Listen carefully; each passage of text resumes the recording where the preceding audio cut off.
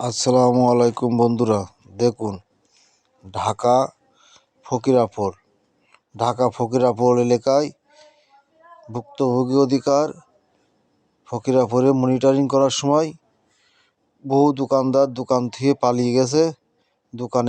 দোকানদার দোকানে নাই এবং কতগুলো সাংবাদিক, পুলিশ সহ এই ঢাকা ফকিরাপুর কাঁচা বাজারে মনিটরিং করছে।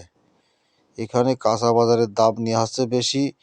লেবু 150 টাকা হালি, টমেটো 80 টাকা কেজি। এই জন্য বিভিন্ন কাঁচামালের দামের বৃদ্ধির জন্যে দ্রব্যমূল্য অনেক দাম, সবজি জাতীয়। এই জন্য মনিটরিং করতে গিয়েছে সাংবাদিক, প্রচুর সাংবাদিক। ওনার কাছ থেকে বক্তব্য নিচ্ছে, সাক্ষাৎকার নিচ্ছে উনি। ওই যে সাক্ষাৎকার দিচ্ছে দেখেছেন, কিন্তু এতেও কাজ হচ্ছে না।